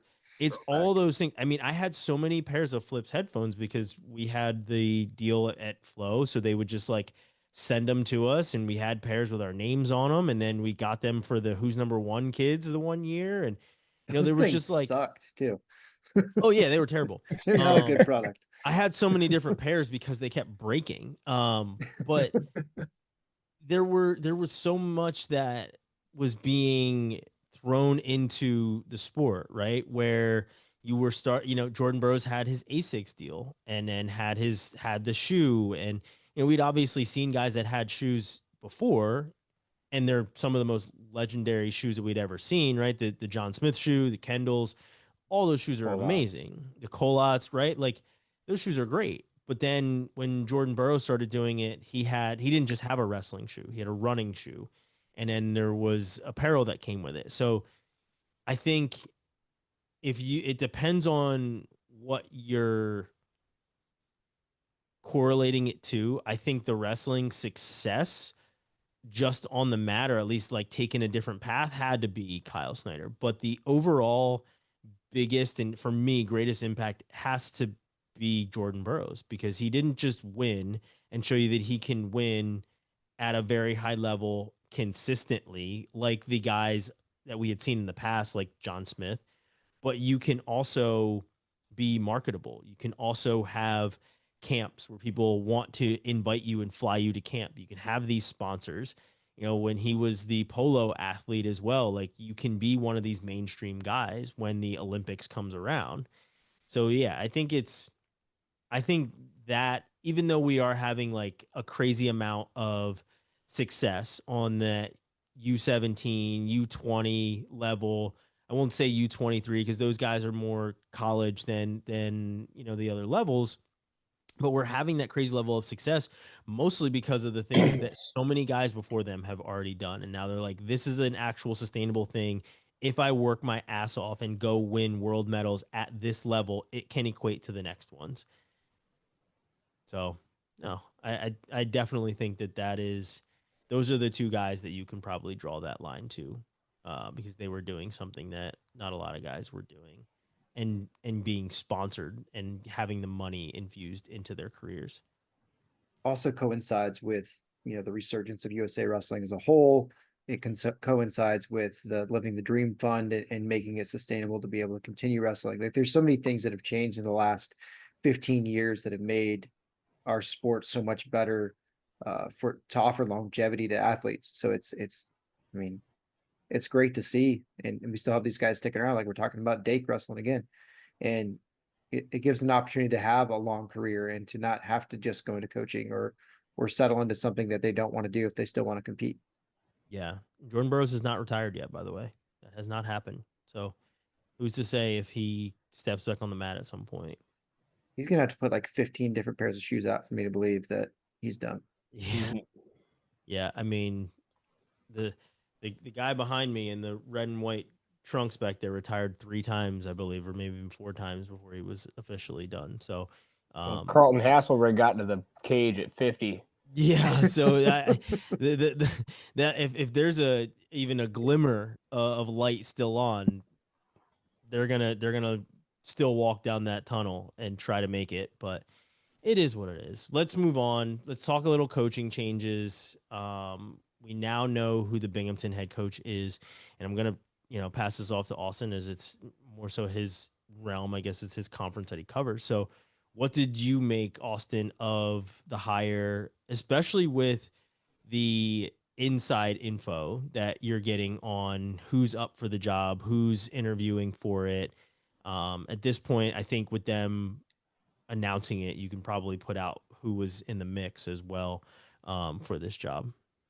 Yeah, I mean, last week we were all talking kind of offline because it wasn't official yet, but I heard two different names from two different sources, and neither of them were Ryan LeBlanc. So I'm not sure if my sources were bad or if that was just something was told something that they thought was legit and it was not. But yeah, the other finalists we did talk about, Scott Green and Kellen Russell and then Coach Ryan LeBlanc, obviously the final three there. And they went with LeBlanc, who's a New York native. He's pretty young. I think he's in his low 30s, maybe barely scratched 30. So, I think they trust this guy I think he's like 70 miles from Binghamton.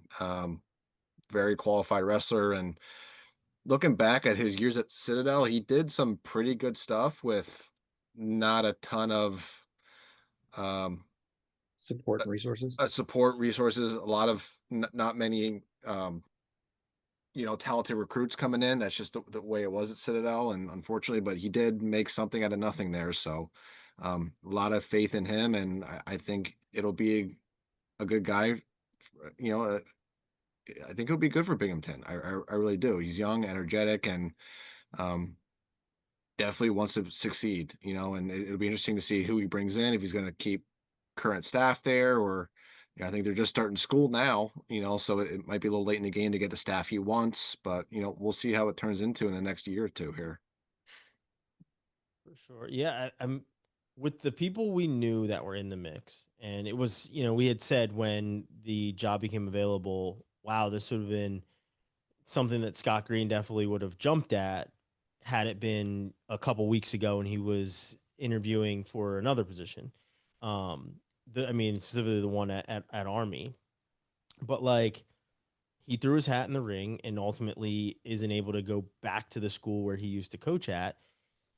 And I guess for for us, it was surprising because the other two guys are more well known, like for lack of a better term, right? Like they're guys that we've known that are in the mix. Kellen Russell, obviously, multiple time champion.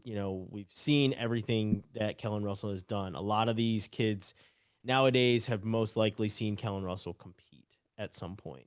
Scott Green, also a guy that has been in the mix for a very long time and is on the forefront. So, and is very outspoken as well. So guys know of him, and he is coaching on the world level. He was just part of that U20 team that just won the title for freestyle. So that's why I guess it was surprising. But Ryan LeBlanc has been a finalist for not just this one, but also I believe for the Army position as well. So Yep. like his credentials, and I'm looking at their schedule from last year, and it's not like they have like a ton of world beaters on their schedule. However, like they're 10-4, and years past, people wouldn't be looking at Citadel to have that kind of a season. They just wouldn't, right? So the things that he has done, and I think you guys nailed it, limited resources at Citadel, not obviously getting the biggest and baddest recruits, very big deal. And I think it bodes well for him in these interviews. Robbie, what are your thoughts on the Binghamton hire? I mean, he's got to be a damn good interview because he is putting himself out there to be finalist for two jobs in the same summer. He's certainly laying out a vision for programs that is interesting to somebody. So he's got a plan, it sounds like. I was certainly surprised that it was not who I thought they were going to go with, but I'm not on the search committee, so my thoughts don't matter. But I also know that there's going to be an infusion of money coming into Binghamton, and that they are trying to be successful and make a push. So we're going to be looking at potential new facilities and more money coming in for a coaching staff. So they want to be successful. They're putting the resources behind it. So it's interesting to see. It'll be interesting to see what he's able to do. I mean, he had some success at Citadel, which is a very difficult place to coach. Now he's got some more support and more free reign on recruiting. Certainly an easier place to recruit than to a military school. Launch. Yeah, and I think we talked about this before. If he's going to keep Lou Dupre on there, which I imagine he would. I mean, He better. there's enough good stuff going on there, and I think we talked about it a couple weeks ago. Like, I'm a big Scott Green and a big Kellen Russell fan, so naturally I was waiting for one of those two names to get excited. And I really don't mean this to be like a shot at LeBlanc, because clearly he's like you said, everybody said it. He's been in the mix for some of these jobs, and I'm excited to see what he's going to do there. Evidently, the New York native piece is helpful because both of those EIWA schools went with New York natives, and Nickerson and LeBlanc as their hires. So, hey, I'm excited. I'm excited for Binghamton and what they're going to be able to do, and we'll see how it turns out. Yeah. There were a couple other ones, right? Couple, and not head coaching positions that were filled, but Austin, I know you had one in your weigh-in. Were there any others that you had seen that were of note? Well, can we just comment real quick? I don't mean to interrupt, but the Citadel has a head coaching vacancy, right? Yeah. Like, That's true. That's going to need to be filled next. So we're going to get another round of coaches applying and see what happens there. Yeah, it's always fun, Tommy, when school's just starting and they don't have a head coach. That's always fun. Yeah. Yeah, that's very true. Do we see, I don't think that we see Scott Green looking at Citadel, but do we see Kellen Russell looking at Citadel? Do we see? I don't think so. Yeah, but that's what I'm saying. Like, who will be looking for this opportunity, right? That's the question, is who's I going to be think looking for this opportunity. you may see some of the same coaches that you saw going after the army job. It's not as high profile, but there's some level of stability in structure in a military program that would certainly interest some people.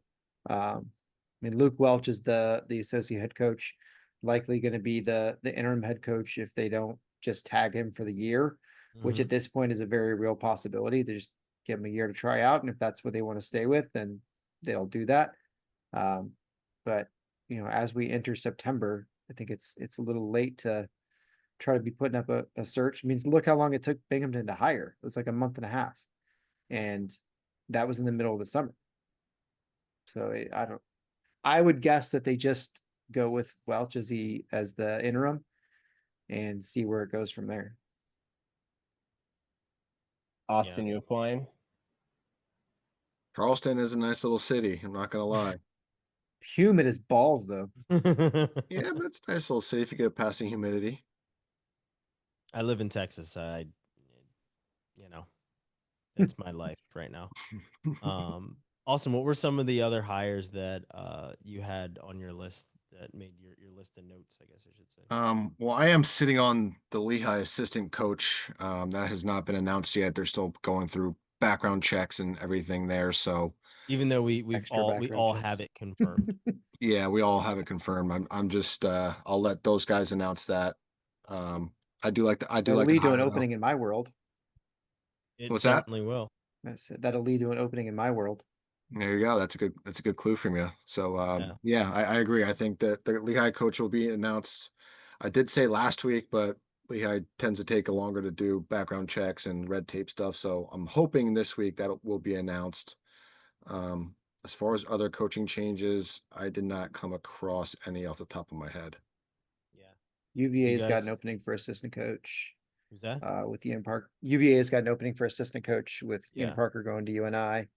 Yeah, how do you feel about they- that? I don't think we talked about that too much. You were pretty shocked by it, I believe, right? Yeah, it was kind of out of the blue. I'm upset because I love Ian and I enjoyed having him here. And I think he was a really good fit for the program and was doing good things at UVA. But I understand his reasoning. I mean, they just had a kid. His wife is from out there and wanted to be back closer to family. And if you have an opportunity to coach under Doug Schwab and in the UNI program, I think you take that. So I certainly don't fault him at all. Sucks for me that I'm not going to run into him at the farmer's market anymore, but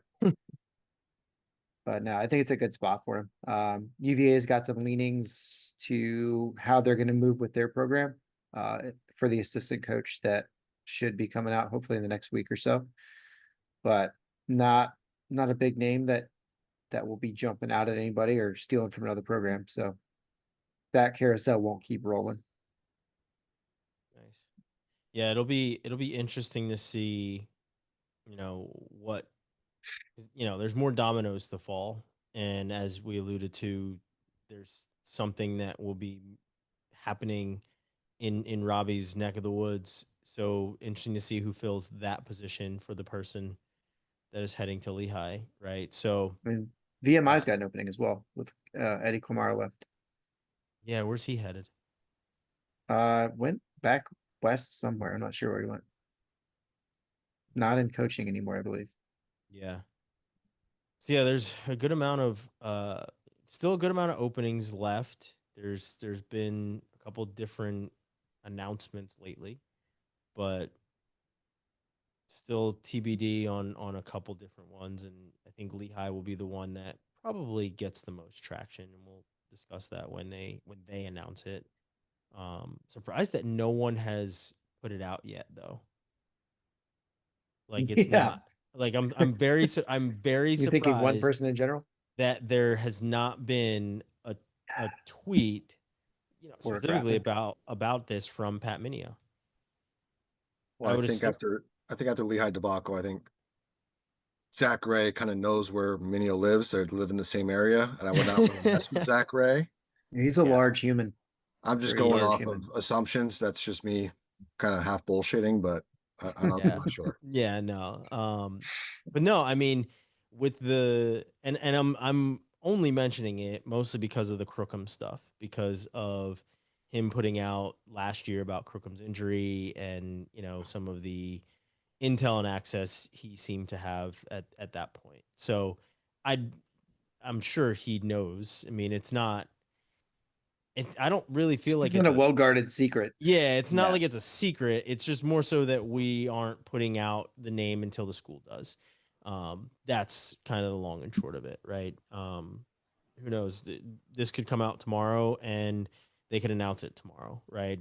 Who knows? But as of right now, as of Monday, the 25th at 9:43 Central Time, we do not know. At least the public does not know. But let's move to our ender. And in keeping with the football season, I put together a question to end tonight's show, or today's show, I should say. And the question is using current wrestlers in the NCAA. So it can be a guy that's on a red shirt, could be an incoming freshman, or it could be somebody that is coming back, right? So anyone that has graduated is not eligible in this. Who would you pick to fill these positions on your football team? The positions are quarterback, defensive back, wide receiver, running back, linebacker, and then a playmaker. However, when you pick your guy, it eliminates the weight class that it is tied to. So each one of the weight classes, they're broken into 5 classes. So 25 and 33 are together. If you pick a guy at 25, 33 is out. 41, 49 together, 57, 65, 74, 84, 97 heavyweight. So like I said, if you pick a guy at 57, you can't pick a guy at 65. The only place that you can put a guy for 165 is in your playmaker spot. Playmaker has no restrictions whatsoever. You can even double up on a weight class. So I thought it would be pretty fun to do this. The NFL season is about to start. The NCAA season started last week with some week 0 things. My nephew has his first football game with South Dakota this week. They play Iowa State. So I'll be watching that one probably on another TV as well as I have all the other TVs going. He plays tight end. He's a giant human. But He's as big as Zach Ray. he's actually bigger than Zach Ray. Oh, nice. He's actually bigger than Zach Ray. He's a tight end. That's He's frightening. he's like 6'4". I think he's like 230 or something like that. But yeah, he's huge.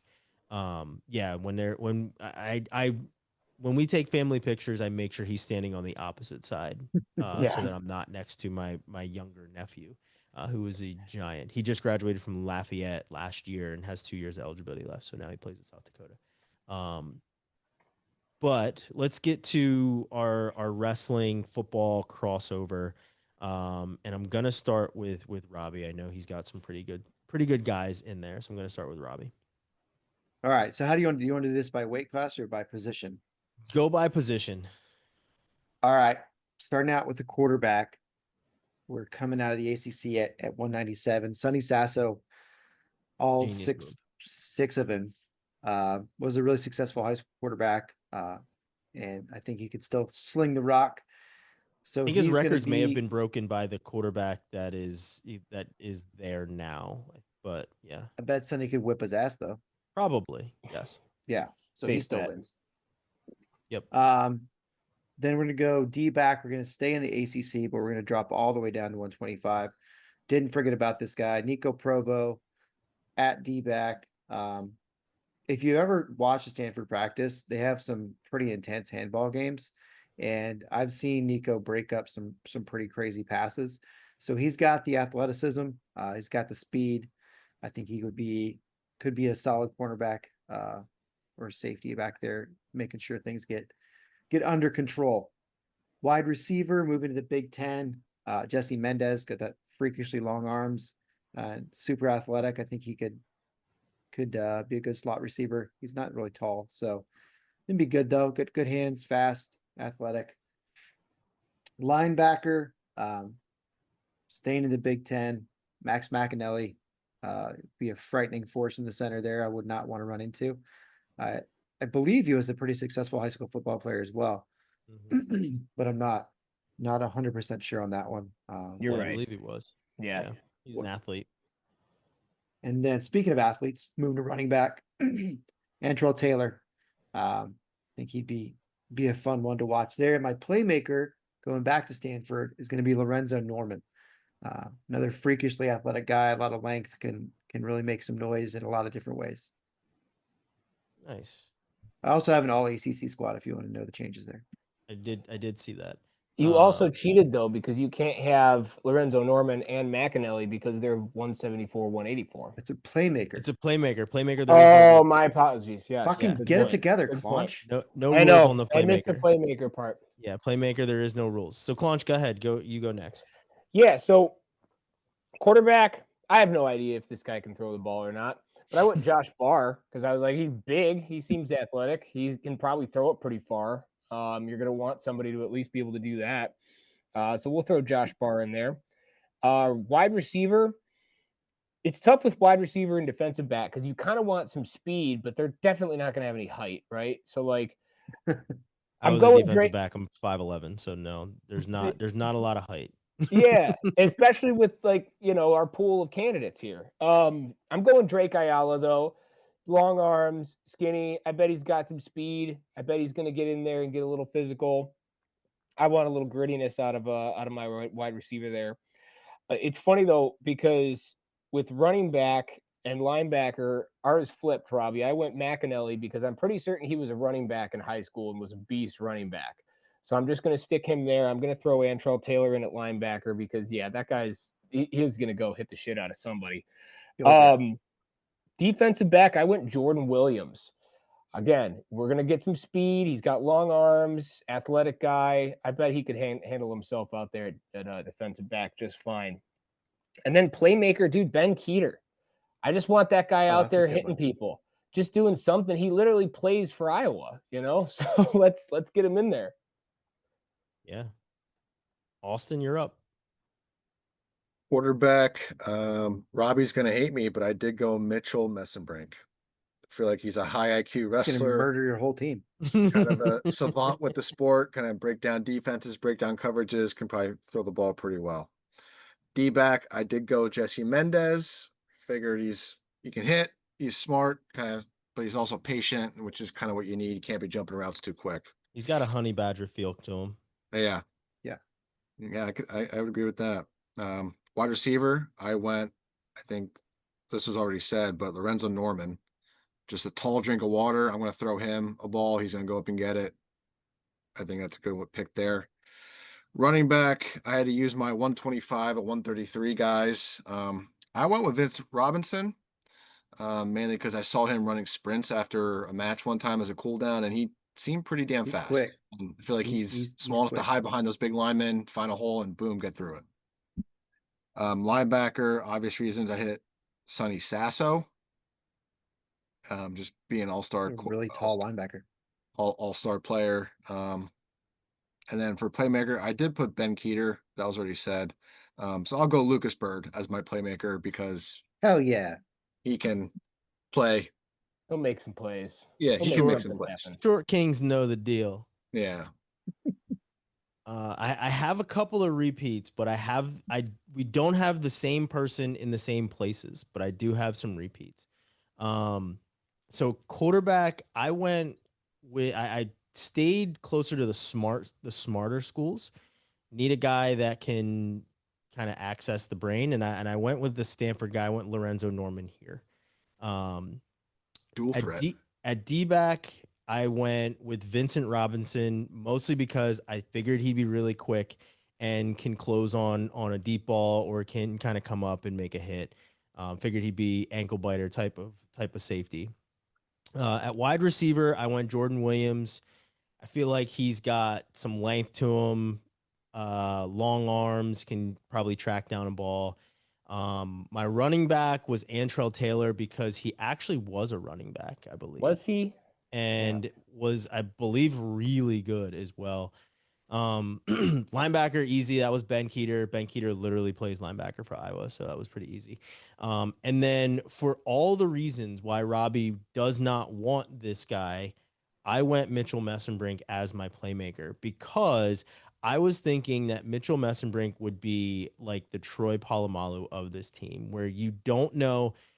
This is, yes, a little pat on my own back. I'd had a chance to interview Ryan Clark on my other show, and I asked him, what did he learn from having to play with Troy Polamalu? And he said, I didn't learn anything, but it definitely made me better because you never knew what he was going to do. And I feel like with the pace and the IQ of Mitchell Messenbrink, as well as the kind of as Robbie would say, serial killer glasses. You He's can't wear gonna, those on the field though. yeah, get him the goggles. Get him the goggles. If John we Trench style. I'm pretty sure we've all seen The Little Giants, and there was that kid that had the goggles. That's Mitchell Messenbrink, the kid that ends up scoring the winning touchdown. But I think Spoiler Mitchell alert. Messenbrink would be, yeah, spoiler, would be my playmaker. Because I just think he would just go out there and make some plays. But fun little exercise. We'll continue to do those as we've done in the last couple of weeks. If you guys have suggestions, throw them in there. As I've said before, my friends Andrew Drake as well as Angelo DeLeo, I brainstormed some of these with them. So they've given me a couple of really good ones that you guys will see throughout the season. That will be basically on brand and kind of on theme with where we're at in the season and stuff too. So we've got some good ones coming. Any parting thoughts, gentlemen, before we wrap up today? If you want my all ACC team, just hit me up. I'll fill you in. Yeah, we'll allow Robbie to throw the all ACC team out there as well. But gentlemen, that's a wrap for episode 15. So as always, appreciate all the genius you guys bring to the show. Thanks for watching the Quad Pod, sponsored by Poseidon Strength, as well as Adidas Wrestling. Make sure that you like, share, subscribe so you don't miss any of our content. 'Cause we've got a good amount of interviews that are going to be coming up now. There's a bunch of interviews that are already on our channel. If you haven't seen them, as I said, go check out that Zahid Valencia interview I did last week, as well as Claunch's Josh Moore interview as well. Leave some comments to get into the conversation, because we always appreciate that. If you guys got some hot takes or suggestions on things you want us to dig into, always do that. You can also hit us all up on social media or through email.